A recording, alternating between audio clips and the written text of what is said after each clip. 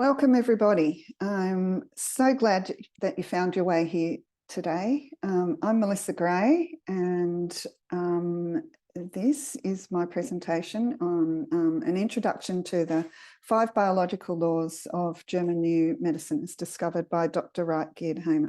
I'm so excited that you're interested in GNM and you found your way here, and I hope you enjoy the presentation. Okay, just share my screen.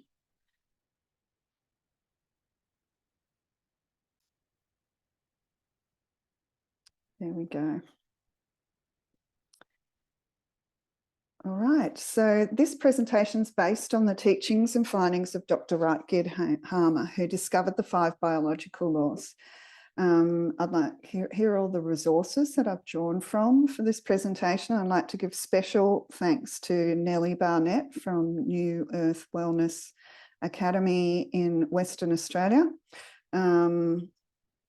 She's my rock, and I am just loving learning with Nellie. Shout out to you. Thank you very much. Look her up. Okay, just have a look at the disclaimer at the bottom here. This presentation is for educational purposes only. So please take full responsibility for your own health and well-being, which is what German new medicine is all about. You're going to learn about this today. All right, so let's start with this wonderful quote from Dr. Hamer. I want to guide you to an understanding of diseases free of fear and panic. So first of all, it's important to understand what GNM is not. When you're starting to embody this knowledge, this is an important distinction to make, because you're leaning into a whole new paradigm, a whole new way of seeing health and healing. So it's important to understand that it's not like another alternative healing modality. It's more like it's laws of nature. So it's more like a set of principles that help us understand nature.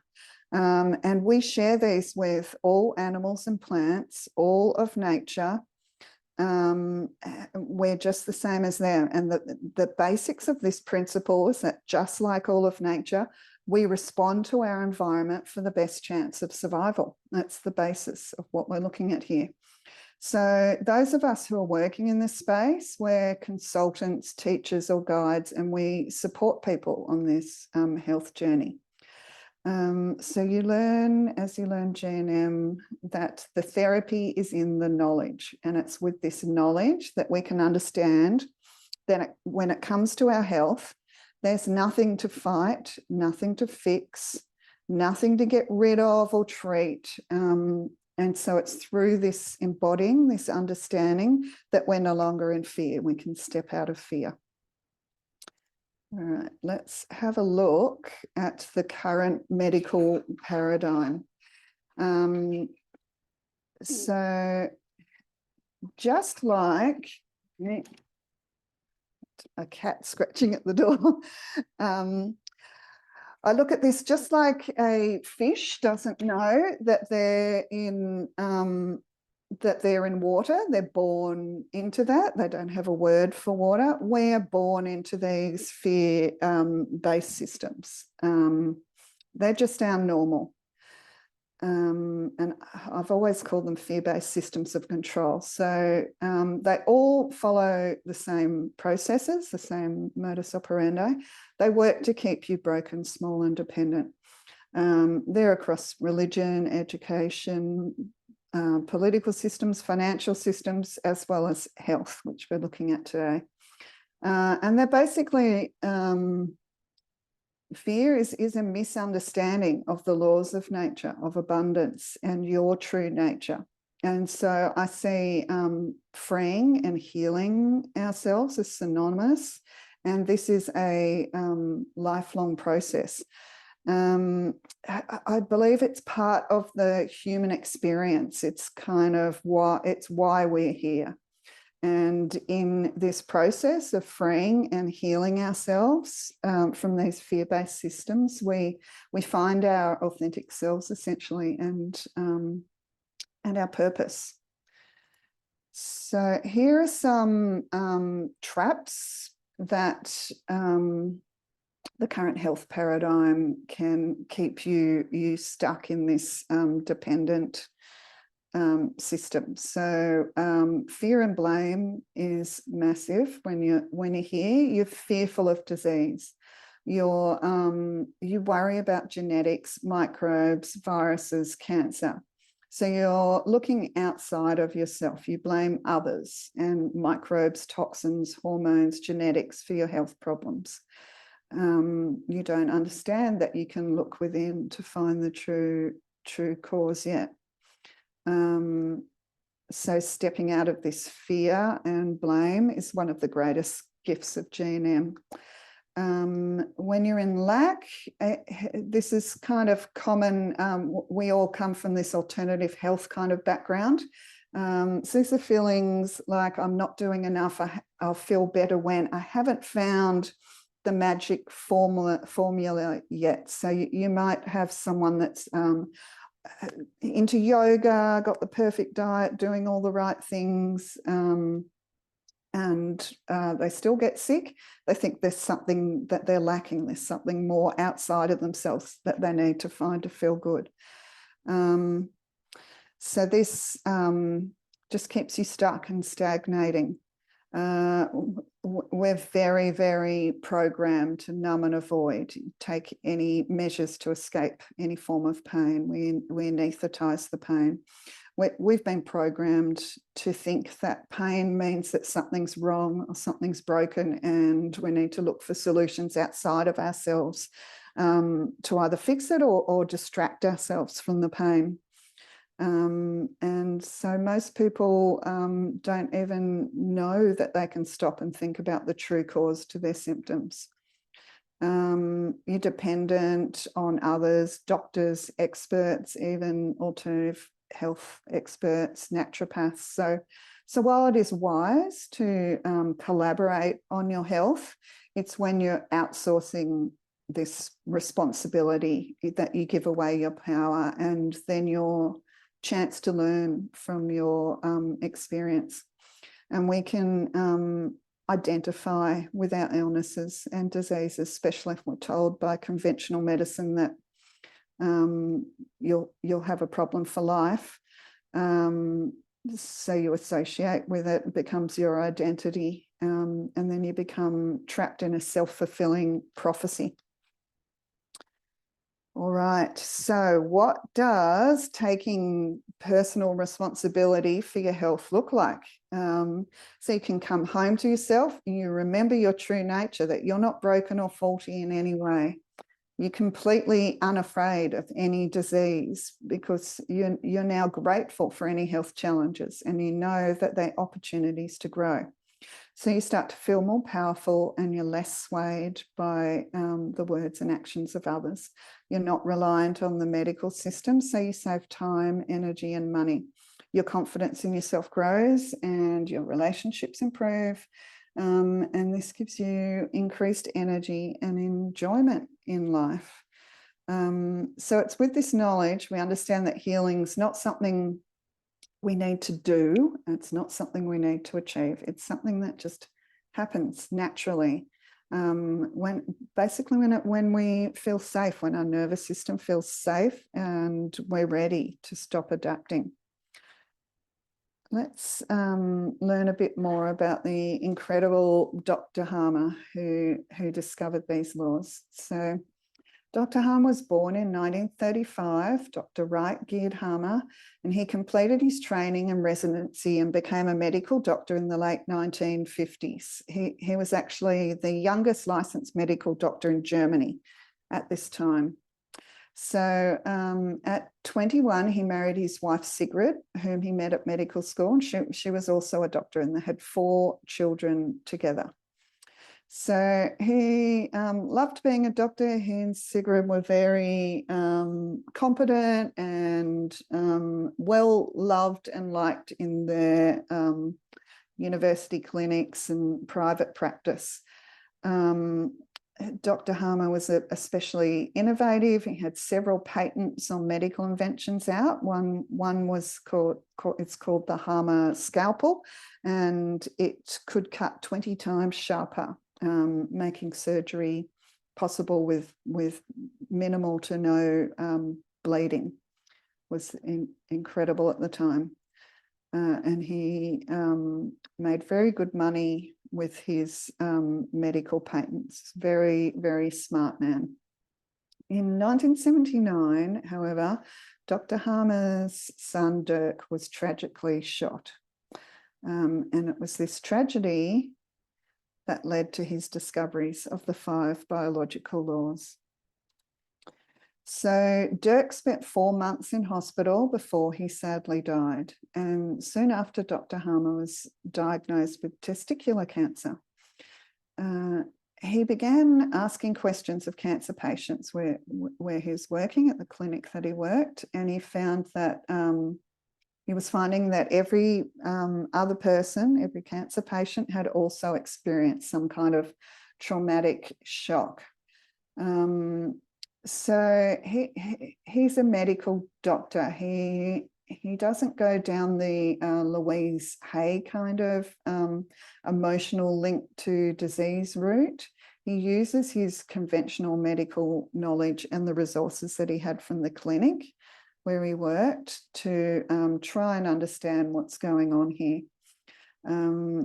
So others had been making this connection between trauma and cancers, emotional link and cancer, but Dr. Hamer wondered, why do different people get specific cancers and what's the link? So he had access to CT scans. They were quite new in the hospitals at the time. And he started analysing cancer patients' CT scans. And he started noticing a pattern between the brain and correlating organs. And this is what he ended up mapping out, these patterns between the psyche, the brain, and the organ. That's the basis of the biological laws. So in 1981, he had discovered the first biological law. He first called the iron rule of cancer because he thought this just applied to cancer, but he later discovered that this applies to all disease. All adaptations in the body behave in a cancer-like way with cell proliferation and cell loss. So by 1987, the 4 biological laws were discovered, and in 1995, he discovered the 5th biological laws. It's all relatively new information that's been largely kept from us, but that's another part to the story I'm not going to go into today. Dr. Hamer called his discoveries biological laws, and he could do this because they're not just theories. You're going to find with most of mainstream medical knowledge that's largely based on assumptions. It's full of theories. But Dr. Hamer's discoveries, he was able to call them laws, and he could verify them in every single case he went through. Consistent with every single patient, every single time. So it's confusion and uncertainty with health, with anything really, that can leave us in a state of fear. Not having knowledge can leave you in a state of fear in this old paradigm we're talking about, the fear paradigm, in these feelings of lack and trying to control everything. This state that the social engineers thrive on.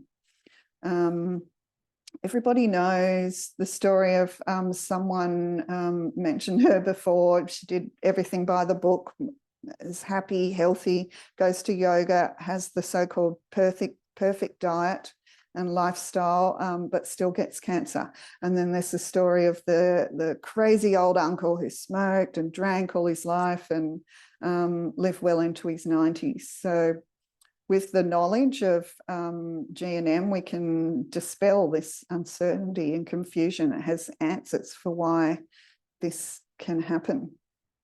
Let's get into the laws.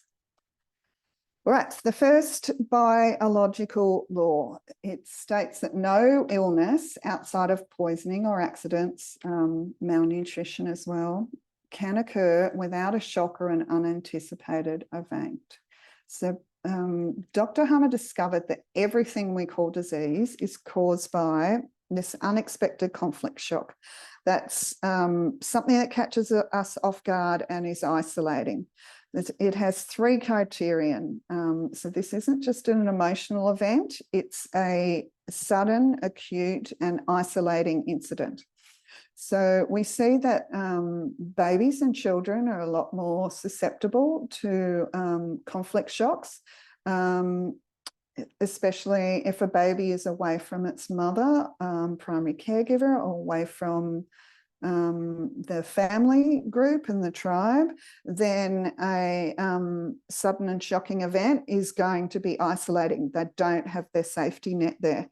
And the same thing happens for adults when they travel off to new and exciting lands, away from their people, having new experiences. It's an experience is a lot more likely now to be sudden because nothing is as you've grown to expect it. Everything's new and shocking and unusual. So you're more likely to have a conflict shock when you're away from your tribe, when you're away from your comfort zone. So as soon as the DHS, this is the Gerd Hamer syndrome, Dr. Hamer named it after his son, whose tragic death led to these discoveries. So the DHS is the conflict shock. There's lots of new jargon to learn with GNM, but you'll get there. The moment this conflict occurs, we are affected simultaneously on three levels: the psyche, the brain, and the organ. And they all work synchronously together throughout the healing program. You'll find out more about that in the second biological law. So an example here, the moment that Dr. Hamer learnt of his son's shooting, his body started adapting. His psyche interpreted the situation as a profound loss. And we know this because he had testicular cancer. So his profound loss conflict made his a testicle teratoma started developing extra cells in his testes. And these extra cells were to facilitate faster reproduction, as survival of the species is very, very important to the psyche. It's the survival part of the brain. So the purpose was to replace this son that he was losing as quickly as possible.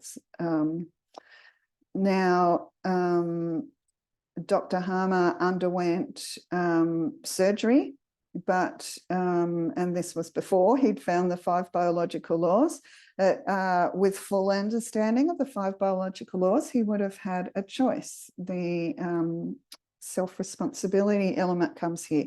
The power is in your hands with this knowledge. You can choose to go through the healing process because you're not in fear that something's wrong. And you know that when you resolve the conflict, you're going to heal. So you can choose to go through the healing process, or he could choose to have the operation. If he didn't want to do that, the choice is yours. We'll go into that more later. So your individual psyche unconsciously interprets the conflict. Now, different people perceive the same conflict in different ways, and that's why we get different symptoms from each other. So something like COVID or just the flu has a really large symptom profile, because everybody's perceiving the conflicts in their own unique ways.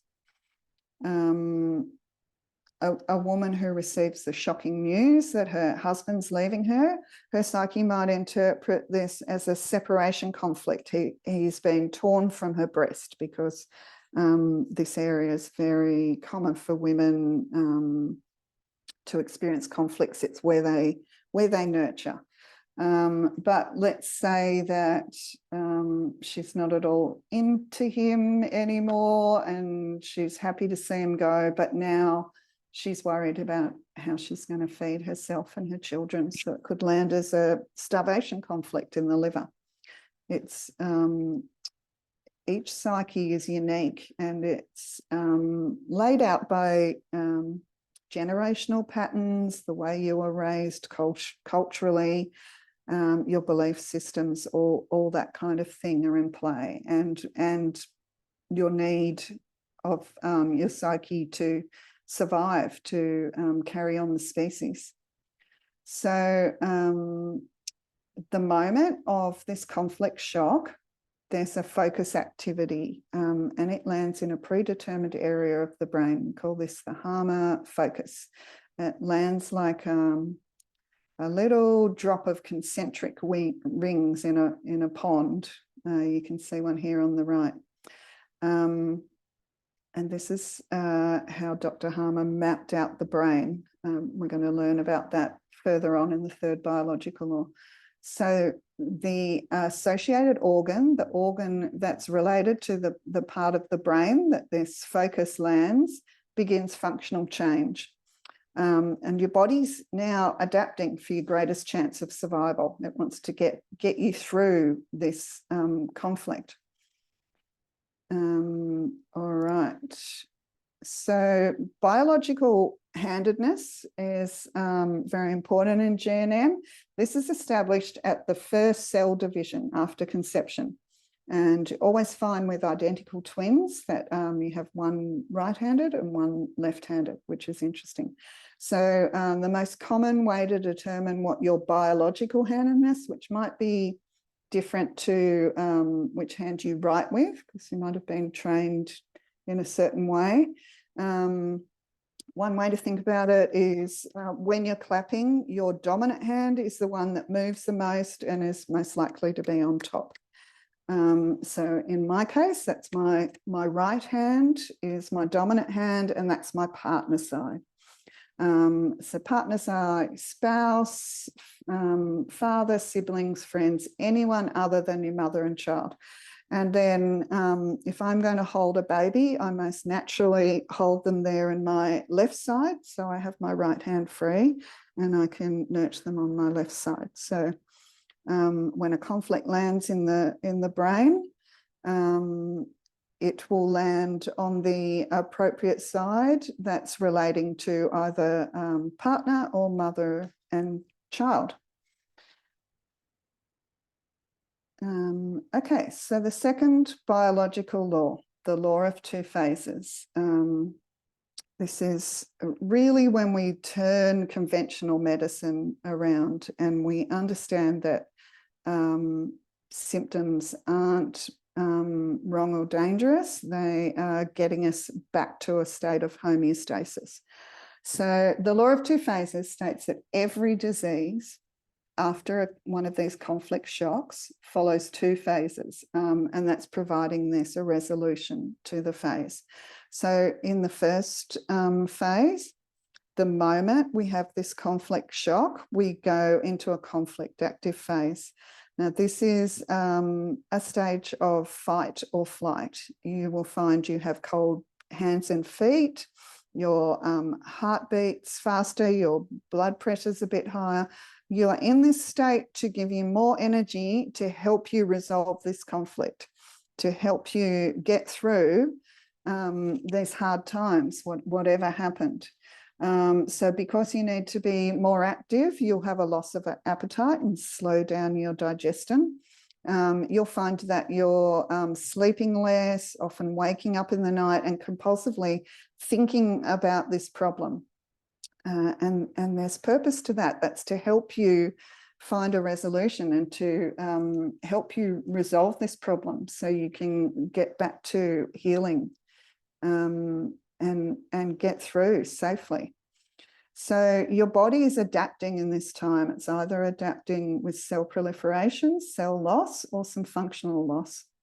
And then once you get yourself to safety, you go into the healing phase. Now, this is when symptoms come.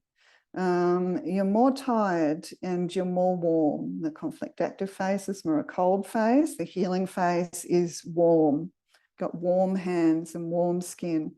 You're tired now, and your appetite returns because you need the extra energy to repair the cells that were adapting when you were trying to get through the conflict. So you're going to have lots of extra sleep.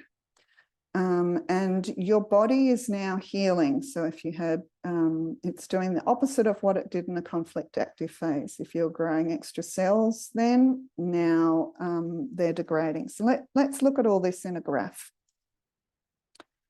All right. So here we have the normal day-night rhythm, and everyone will have times through the day where they're a bit more active and a bit more rest and digest, and you need a normal up and down rhythm like this. If there's someone drops something and you need to get up and clean it up, you need a bit of energy, and then you want to slow down and have a bit of rest after that. So that's a normal, a bit more active, a bit more rest, normal day-night kind of rhythm. And in the day you're more active, and at night you rest and repair. So you go along like this until you have this conflict shock, this moment of conflict. And in this first phase, this is when you're in fight or flight mode, and your body is actively adapting your tissues to help. This is to help with your fastest route back to safety. And this is how your body's evolved for your best chance of survival. So once you've found a resolution, the lion's no longer chasing you, you got safely back to your tribe, your conflict's resolved. Now your body's getting the message that it's safe, and it can shift into healing, into a rest and repair phase. I won't go through the nuances of all this at the moment, but that's the basics of it. So this now in the healing phase is when you have swelling, pain, inflammation, and you're feeling exhausted. And this is when conventional medicine has conditioned us to think, oh no, something's wrong, I'm sick, I must have done something wrong, and something's from outside has come to get me, and I need to do something to get better.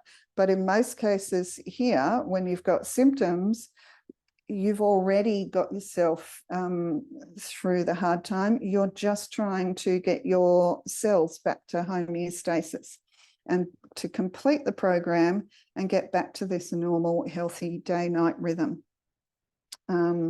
Because the longer that you're conflict active, the longer that this phase goes on, the more painful and intense your healing phase is going to be as well. So, in nature, and you'll notice with animals, they resolve their conflicts very quickly, shake it out and go back and have a brief healing phase, and then they're back to homeostasis. We have a lot more complicated psyches, and we're not living very biologically. So our biological programs, our healing programs, are a lot more complicated than animals in most cases. Unless they're domesticated animals, you'll find some similarities. So tracks and triggers. This is the moment of this conflict shock, of this DHS. The psyche takes a snapshot, and it's our subconscious picking up on all the components that it considers relevant here to keep us safe. So in GNM, we call these imprints on the psyche tracks. And the intensity of this conflict shock is going to determine how many of these tracks and triggers are implanted in the subconscious. So this lady about to have a car crash, she's having a conflict shock moment here. She's on her own in her car. This is a acute and unexpected moment here. Her psyche might implant this bit of sun on her hand here and register what time of year it is. It's summer. She's got the window open and in summer clothes. She's got leather seats. The smell of leather seats might be implanted here. The song that's playing on the radio, all these things can become tracks. So tracks are considered when we have recurring conditions like colds, rashes, allergies. In GNM, recurring conditions are all manifestations of tracks. And the allergens are warning signals. They're putting us on high alert that there was danger previously. So this is why a milk allergy track, for instance, can cause different symptoms in different people. And the symptoms are going to give an indication of what the original conflict may have been. So eczema would be a separation conflict. And if milk is the track that gives you eczema, the original separation conflict had something to do with milk. So this is, we could go back to when it first started. And if it started as a baby, it could have something to do with weaning. And this individual might, another individual might also get diarrhea as a symptom, as a track to milk after they have milk. And this is an indigestible morsel conflict, we call it. So if we go back to the same time, it could be weaning, but this baby interpreters this weaning is hard to digest, it's hard to accept, and the healing symptoms are diarrhea. So these allergies or chronic conditions are what we call hanging healings in GNM. So when we're in a healing phase and we encounter a track, the original conflict is reactivated. So here we are going through the original conflict.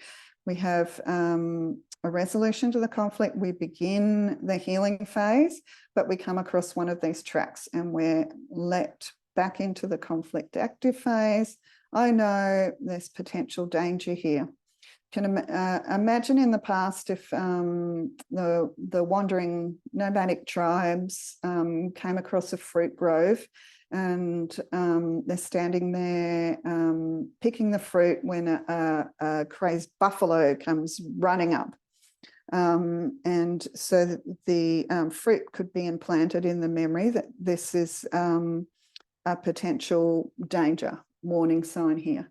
So every time they come near this fruit grove, they get symptoms again as a warning signal that there's potentially buffalo nearby.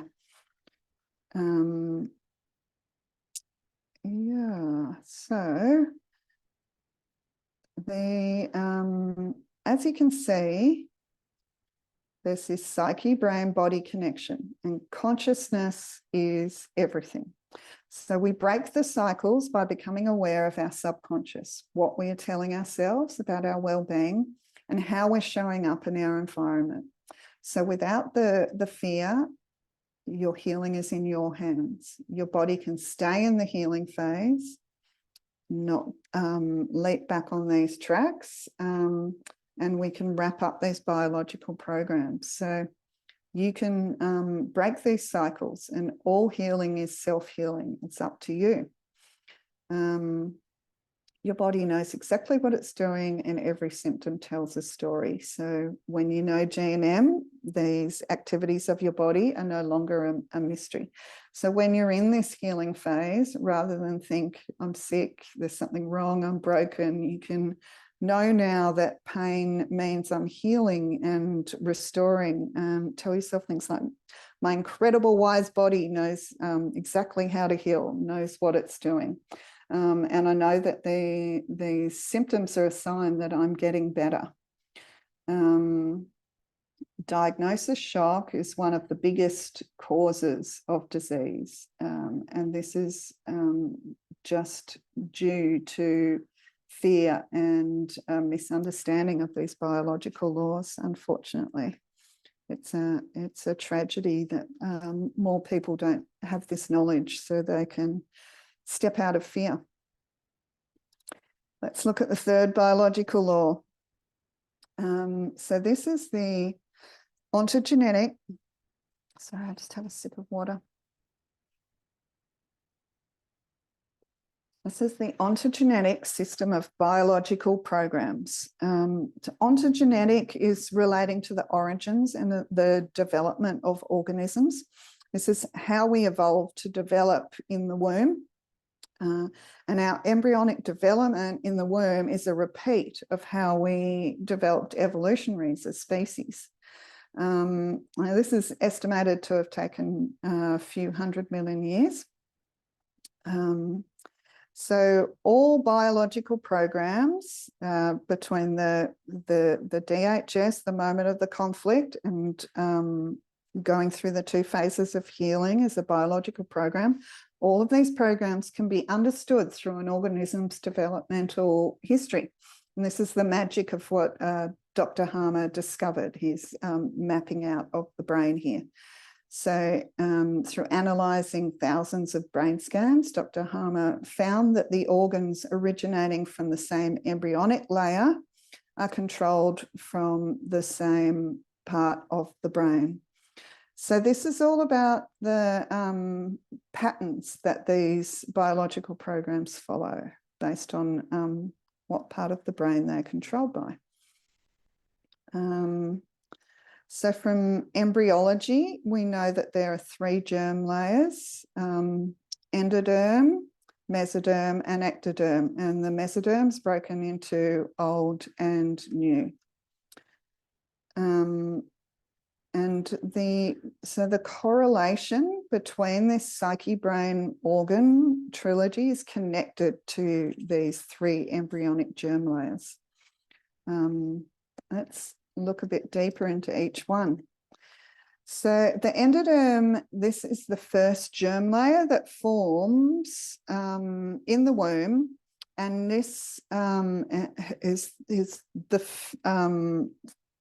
the oldest tissue and the first to form in our evolutionary journey. It comes from the brainstem, the reptilian kind of part of the brain.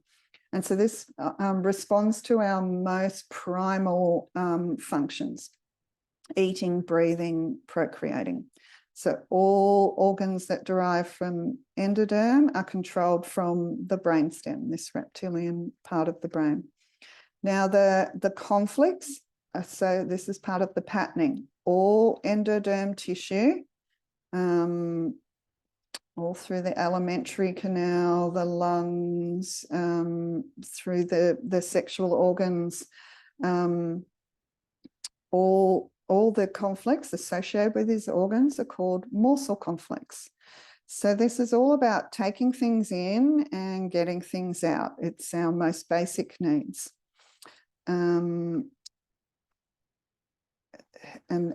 So Dr. Hamer found that the tissues formed in each layer have distinct patterns. So all these tissues respond to morsel conflicts, and all morsel conflicts, all brainstem endoderm tissue, in the conflict active phase, we're going to see cell proliferation. So in Dr. Hamer's case, he grew extra testicular cells in the conflict active phase. Another example here would be a sound morsel. If it's very important for a baby to feel safe to be able to be close to their mother. And if a baby's separated from their mother for a while, they may adapt by creating more hearing cells in their ear canal to listen out for this lost primary caregiver, their lost mother. And then when she returns and they're safely in the arms, then these extra cells need to be broken down. And that's when you're going to find the baby has a middle ear infection. And in conventional medicine, you'll think, oh no, something's wrong. They've got an infection. We'd better find a way to get rid of that. With the misunderstanding, not understanding what's happened here with this biological conflict. So the second layer, the old mesoderm, this is the first part of the second germ layer. And it correlates to organs that cover and protect our vital organs. So we're talking the corium skins, the deeper layer of skin, the pleura, the pericardium. Pleura cover the lungs, pericardium covers the heart.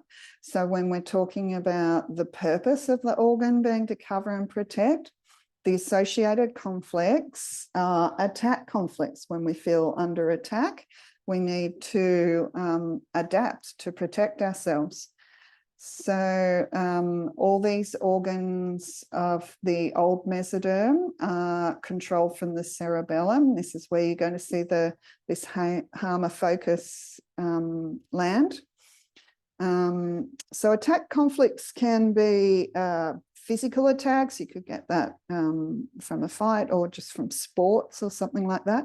Or it could be an attack to your integrity, or like a pointing finger, dabbing in the chest, or in the case of teenagers and their skin, attack against the face, attack against, it felt like a slap in the face, that kind of thing. And then they get stuck in a loop because the other side of these skin programs is a feeling of being dirty or soiled or disfigured. So especially with teenagers who are self-conscious about their skin, when they're in the healing phase and there's pus and stuff there, they feel gross and soiled or even disfigured, and have to keep adapting. And the purpose here is to actually create a thicker skin. So yeah, again, here we have cell proliferation with increased function in this conflict active phase, to thicken up the skin and protect against further attacks. So pleurisy is an example. The pleura, as I said, they cover the lungs. So this would be an attack against the chest, can happen from sports, sharp words, finger pointing, or it could even be a diagnosis shock, like a shock of hearing that you have some lung cancer. So the cells in the pleura increase, and this is going to create reinforcement here, extra protection. And so then when you have a resolution, the cells are removed. We'll have swelling and pain and coughing and breathing difficulties. So the purpose here is in the conflict active phase, better protection. All right, now we go into the second part of the mesoderm, the new mesoderm, and the pattern shifts a bit here. So this is the next layer to form, and all new mesoderm tissue is controlled by the cerebral medulla. This correlates with all organs that give us stability. We're talking muscles, bones, tendons, ligaments. And the associated conflicts here are called self-devaluation conflicts. So they're essentially self-esteem conflicts, or not enough conflicts. I'm not strong enough, not fast enough, not good enough. So when you're having a not enough conflict, this time the pattern with all new mesoderm tissue controlled from the cerebral medulla that lands in muscles, bones, tendons, ligaments. This time we're going to have tissue loss in the conflict active phase with some functional limitation. Then when we go into healing, we have tissue restoration, and it's built back stronger. than before. So just imagine it's just like when you decide that you're not fit enough and you're going to go to the gym. Your muscle needs to break down a bit at first before it can build back stronger. And we know that muscles can build back stronger.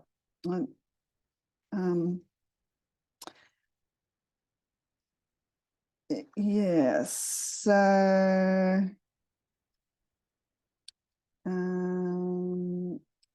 as I said, the biological purpose is revealed at the end with those. All right, let's look at the ectoderm here.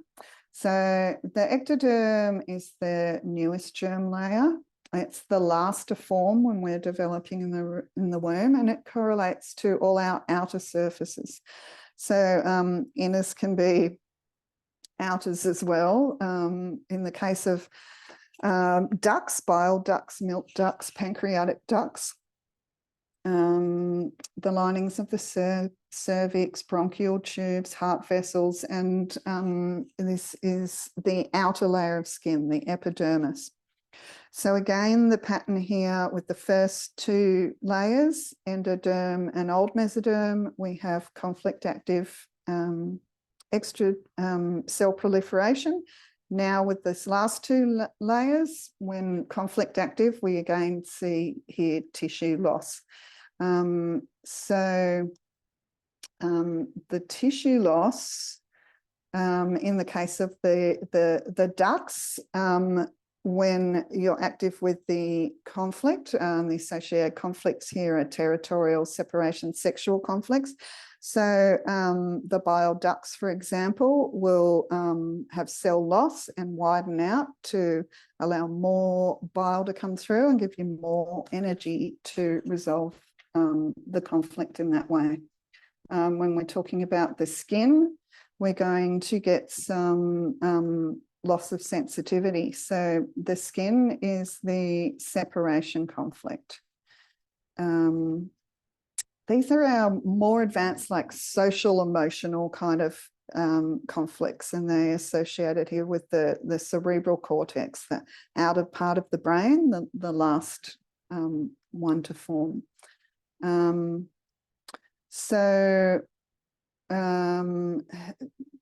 As we're saying, rashes are separation conflicts, and the conflict is either missing, a loss of touch, or unwanted touch.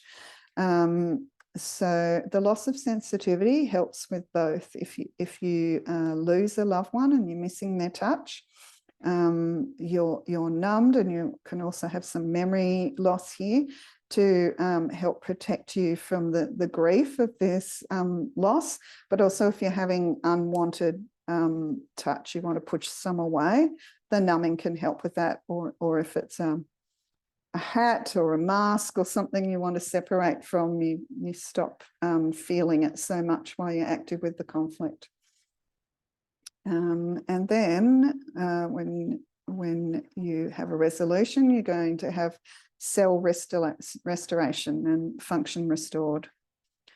All right, let's look at the fourth biological law now.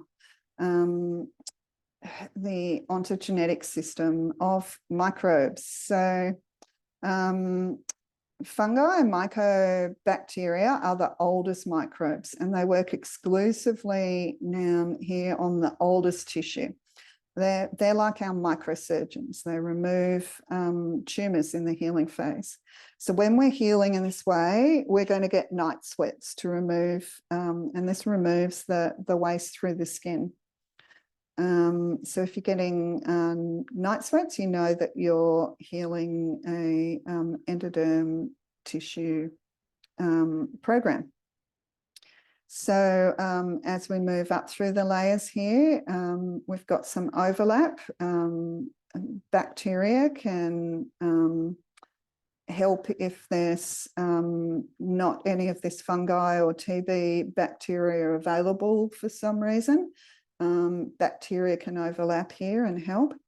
But they're mostly at work here in the mesoderm area. And they do some removing cells in the old mesoderm, and in the new mesoderm, they help to replace tissue loss. So bacteria are specialized. You'll see staph bacteria is specialized to help reconstruct bone tissue that's been lost during a self-devaluation conflict. And then in GNM, we talk about viruses if they exist. So viruses are hypothetical because they've never actually been isolated. So the bacteria can help here in this level. And perhaps other microbes that we have known to call viruses are going to, if viruses exist, whatever they are, they're going to be assisting in the healing of these ectoderm programs. So this is where we heal from things like from separation conflicts like measles or chickenpox, and because conventional medicine is so caught up in the pathogenic link to disease, the germ theory, there's not a lot of research done into what could actually be going on here. All right, so let's learn some more about the fourth biological law. The basis of it is that microbes are our friends. They do not cause disease, but instead play a vital role during the healing phase. So just because they're at the site, in the past we've assumed that they're the cause. But with GNM, we learn that microbes are never the cause. They're helpers. They have a vital role. Microbes are endemic. They evolved with us. Over time, they've always been with us. We've evolved together synchronously and support we support each other. We understand through GNM that diseases are not contagious. So groups of people experiencing similar healing phase symptoms experience the same type of conflict shock, is the explanation there. So incredibly, microbes are dormant until needed for healing, and they're controlled from the brain. You can test people for TB bacteria when they're healthy and find it there, and conventional medicine, a lot of them, they know this and they just don't understand why, and they only see it as a problem when you've actually got an infection, but it's always there. Now, new bacteria can cause some disruption. It's like they're like overzealous workers.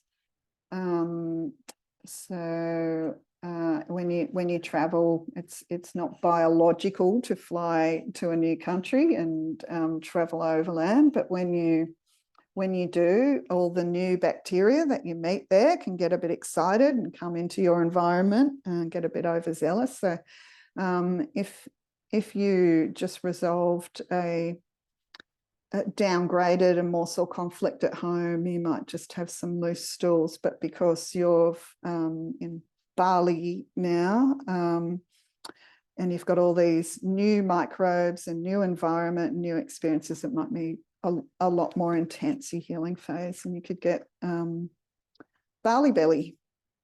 So in most cases, microbes are not the cause. Fungi and mycobacteria remove tumours in the healing phase. We spoke about that.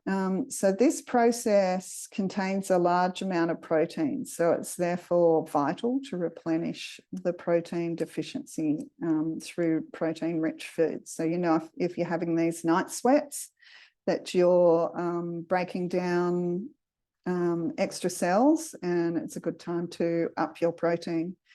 So if the required microbes are not available, then the growth encapsulates and stays in place without further cell division. So it's when conventional medicine, when they go looking for stuff, they can find these encapsulated tumours and call them benign.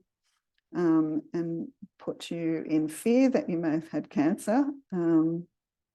But yeah, it's just that the healing phase hasn't been able to complete quite as well as it might have, because there wasn't enough microbes there at the time. For whatever reason, could be toxins, could be antibiotics, who knows. So, and bacteria also help replenish the tissue that's lost, that's lost during the conflict active phase. The bacteria can help replenish it. All right, the final law, everyone. The fifth biological law. This is very beautiful. This is where Dr. Hamer pulled it all together. And he called this law the quintessence. It's all about the divine order and natural timing of all things. And to step out of fear, you need to trust in this. So quint is 5, the 5 biological laws, and essence is the intrinsic nature or quality of something.